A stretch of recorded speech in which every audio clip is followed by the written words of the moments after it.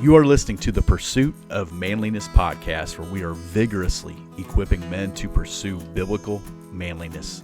This is our midweek A Quiet Life podcast that focuses on living a quiet life, mind your own affairs, work with your hands, and be dependent upon nobody.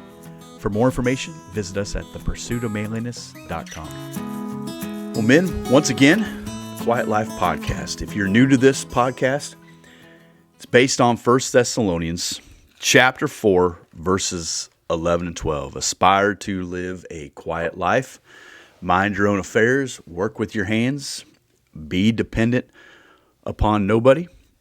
And the goal of this podcast, which you can find most Wednesdays, is to kind of hone in on that, to talk about what it looks like to live a quiet life.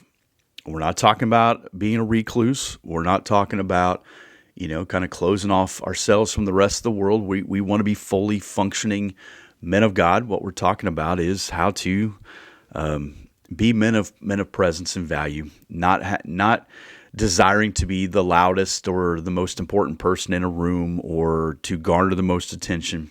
No, most of the guys who listen to this podcast, who engage within the pursuit of manliness, that's not your wiring. We want to be counted as valuable. We want to be seen as men who have things to offer. We want to be men who are reliable. I want you to when you think of me, think, man, that guy believes in what he says. He has follow through. I would love for you to think that, steadfast in my faith, whatever. And I want you to do the same. I want you to be that same kind of individual. I think one of the great stirrings in me as a man in recent years, in the last, say, shy of a decade now, has been the foresight to try to look many years down the road. Many years down there, like 20, 30, 40 years down the road. I don't know what kind of time I have on this planet, and you don't either. But what I do want to consider is, if I get to 60, 70, 80, 90, what kind of man do I want to be? I don't think you just become it when a new decade is flipped on your calendar of years that you've been on this planet. You turn 50, you don't just suddenly become this. I don't think that happens. And what I also don't want to do is be a person that, tries to act my way into those things either. I want to be those things. And to be those things, then I need to start being those things now. I hope, and I know we have young men that listen to this. I hope that you surpass anything that the Lord does in my life, do it tenfold. It took me a long time to start to figure this out. It took me a lot of trips down a bumpy gravel roads. God just pulled me behind for me to start to figure it out, and thankfully get a wake up call to say, what are you doing? If you stay on this path, if you keep going this direction, how do you believe? First of all, do you believe things will change? Oh, of course. Well, how? Do they magically just change? No, not at all. So I say all that because here it is, the end of November already. It's hard to believe. We're on the cusp of Thanksgiving, and then all the madness between Thanksgiving and Christmas and all that stuff. So I say all that to talk about the first of the year. Now, this isn't the last podcast of the year, so you may be confused by that. Let me say this. A number of years ago, probably 5, 6, 7, I don't know, I started to realize that I'm just plumb terrible at New Year's resolutions. Now, I'm not a fan of New Year's. I mean, you have to do it. You have to flip the calendar. I'm not a fan of it. It just I don't know. I'm just not. And so I don't enjoy New Year's. I do enjoy like New Year's Day to a degree. Even though it's like the next day, it feels like it's a new day, it's a new thing, or at least, for maybe most of us, it sort of feels that way. And so I'm just not good at resolutions. And I'm not going to get into all that, but I think a lot of people at least feel like with a new year, maybe I could have a renewed focus, or I could try something new.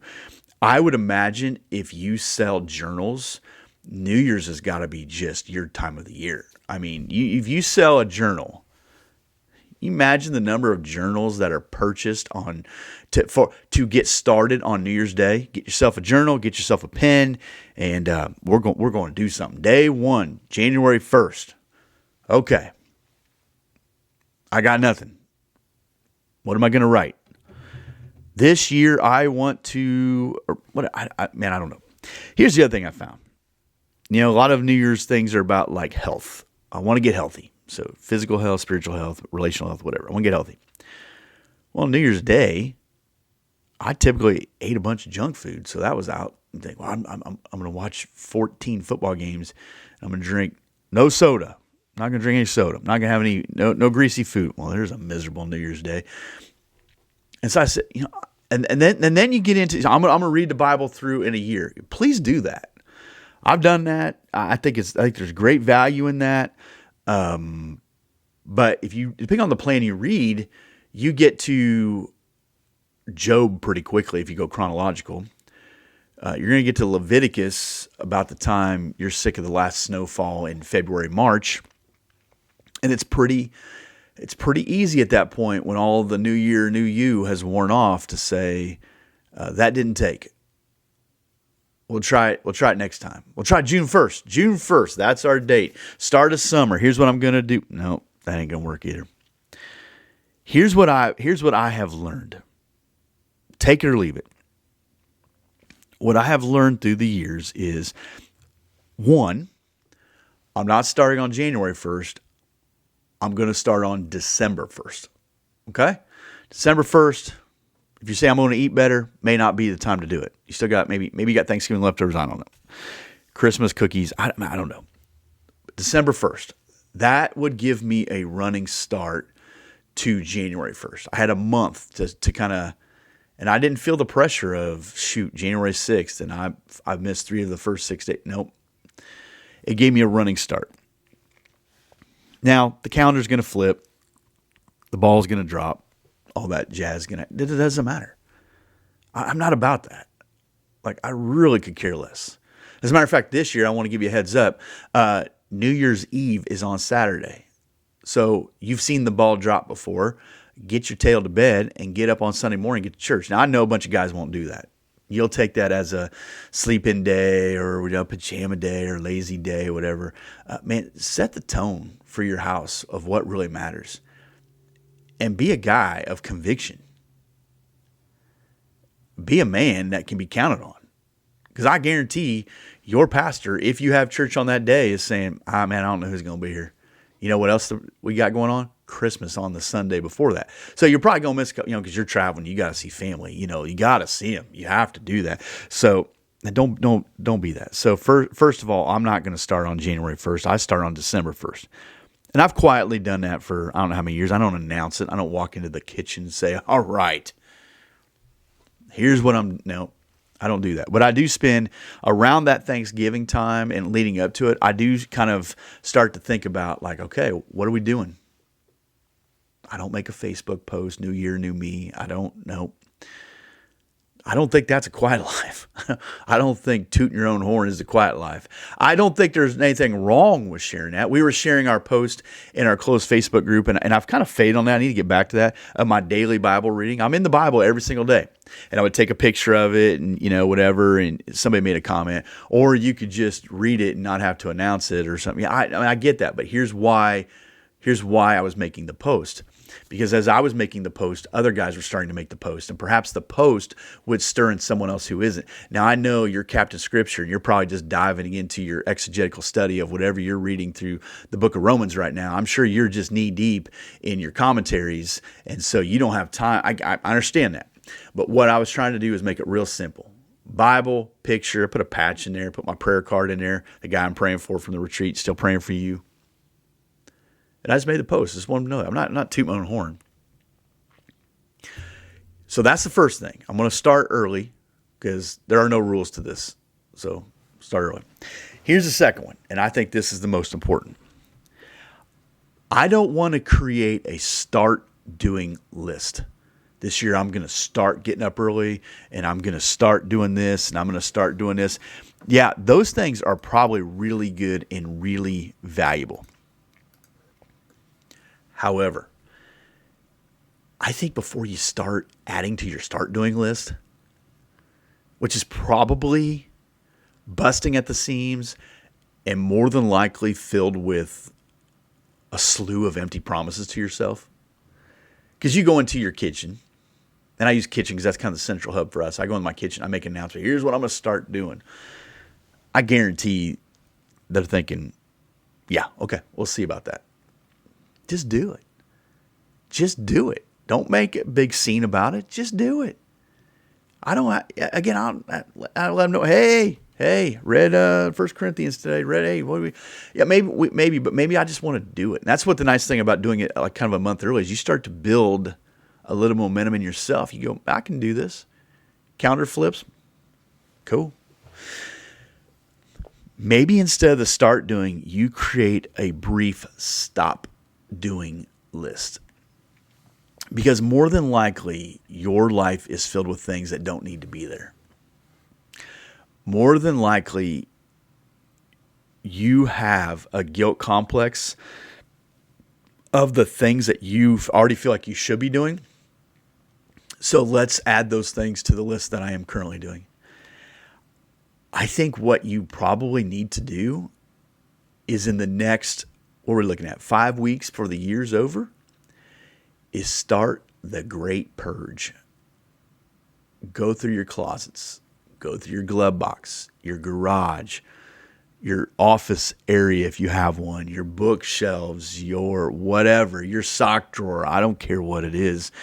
And start the great purge. Just, you see, when I get outside and we go hiking or we go camping or we go talking about kayaking, when we go do things like that, again, measuring yourself against the outdoors and such, you take what you need to take.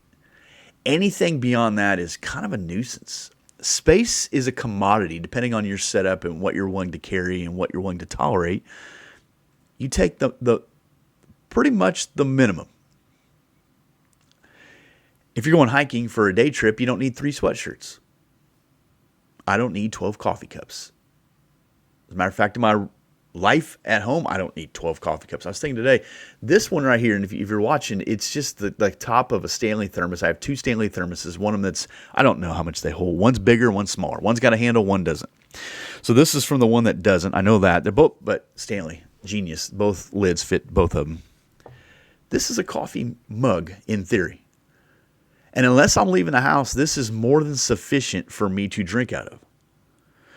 So why on earth do I have a cupboard with these different coffee cups that I have a sentimental connection to? Well, somebody gave me that. That's one of my teams, and I drink out of that one on, this day, or this is one, and you always have to know if people come over.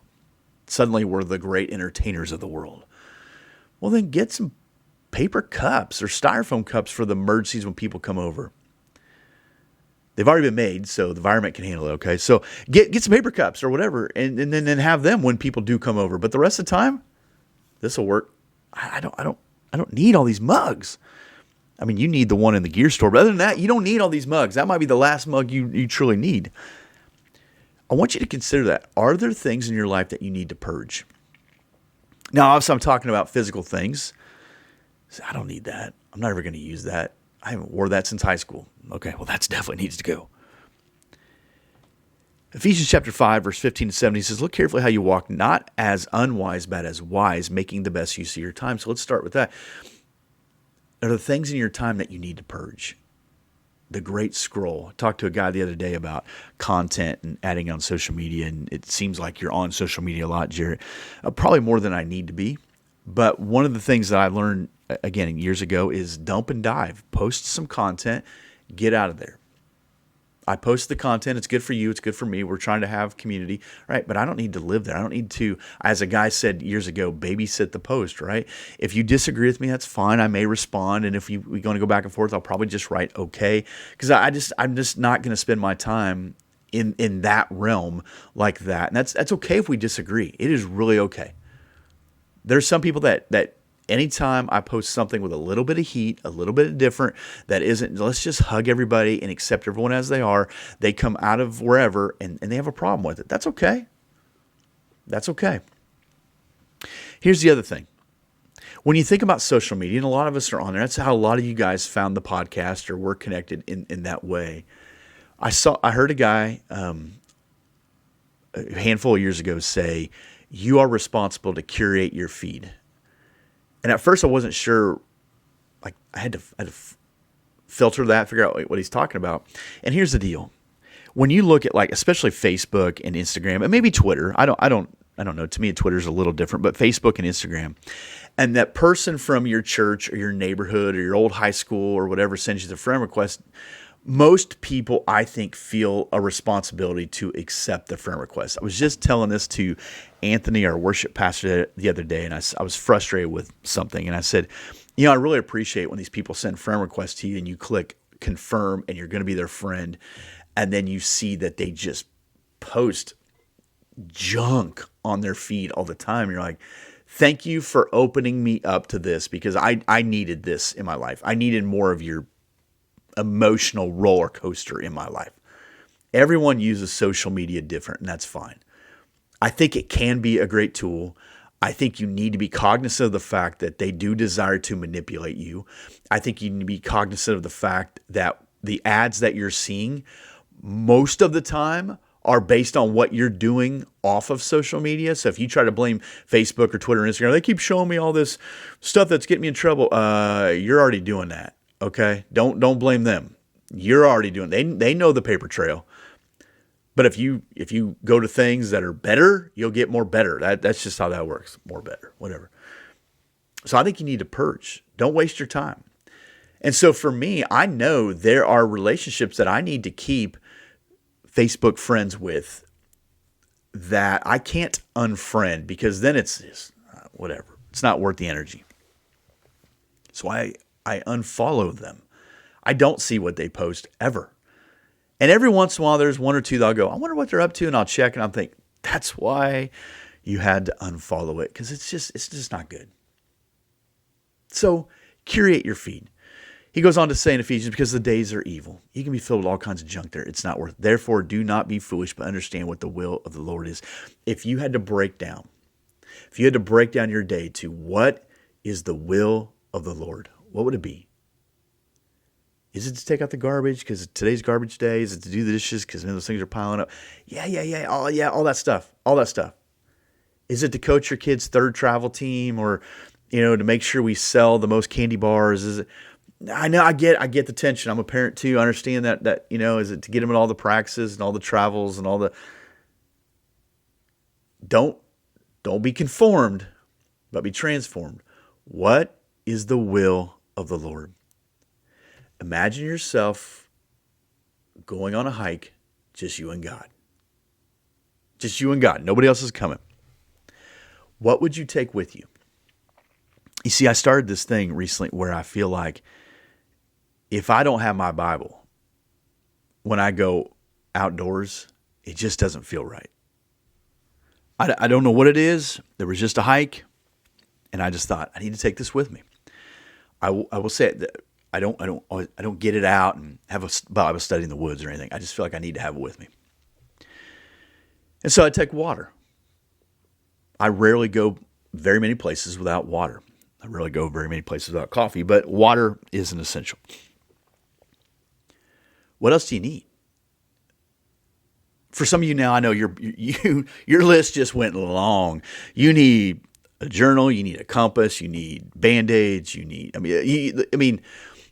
go to REI, they're not short on gear that you could put in your pack, but if it's just you and God going on a hike, going on a walk, going on a camping trip, what do you take? I'm thinking you might take less than you would if it was like you and your family, naturally. It's like when Peter was on that mountain and the transfiguration. He's like, hey, let's build some tents. Poor Peter didn't know what to do.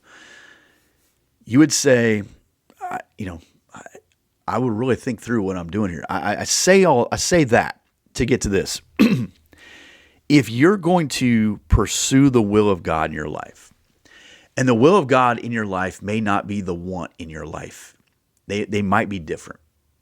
God is moving us towards his will and away from our wants. Nothing wrong with wanting, but his will always be more important. I want to understand what the will of the Lord is. As Paul writes there, be wise how you walk. If you were walking with God on some trail or some hike or whatever, obviously you have the great I am with you, okay? But you would be far more in tune with what you were doing, with what you were saying, with your attitude. When you're on a hike, there's a point where you think, what am I doing? I could be at home right now, or there's a point where you're hungry and you get a little hangry, and it's different. I think with that approach, if you would consider the night before each day, what do I need to do to make sure I am as prepared for tomorrow as I could be? I think it's a game changer. Part of our attention when we look at January 1st, when you look at New Year, New You, when you look at setting some goals and some measurables and all those, I'm in on all those things, and we can talk about all those things at a different time, and I have talked about them in the past. When you're looking at your New Year's resolutions and the things I'm going to start doing and all that, I think it comes down to this: ending your day well. That's it. I'm going to stop filling my end of my day with all this junk. I'm going to stop getting caught up in things and going to bed with all that. I'm going to stop that. And if I stop that, more than likely, as we talk about starting something, when I get up the next day, there's already been some preparations made. If we would end our days well, I think we start our mornings even better. When I went to bed last night, I knew I was recording a podcast today, so I wanted to make sure I had the connections and stuff. I had batteries charged. I need to do my personal, Bible time before I start, personal worship time. So I had my Bible here. I got my journal here, right here. I got a pen. I had my glasses. I had, when I have things that need to get shipped out, I make sure I put my keys or sunglasses or something on so I don't forget. So when I came downstairs, I'm not fresh in the morning at all. I got everything I need right here. I don't need to go run around chasing around. So I'm gonna start to purge the things that are unnecessary, the things that get in my way, the things that can distract me. If I got to start running around this house and figuring out where my Bible is or where's a journal, where's a good chair, I'm gonna get caught up in all kinds of stuff. Oh, it drives me nuts when they leave this out, or hey, the World Cup's on right now. I might turn that on. And just when you, instead of thinking, I need to start doing these things, maybe consider, what do I need to stop doing?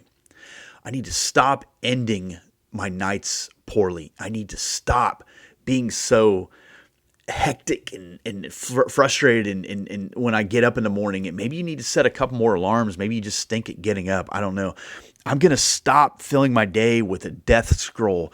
I'm going to stop being focused on things that really have no eternal value. I'm going to stop seeing things in my feed that frustrate me, that irritate me.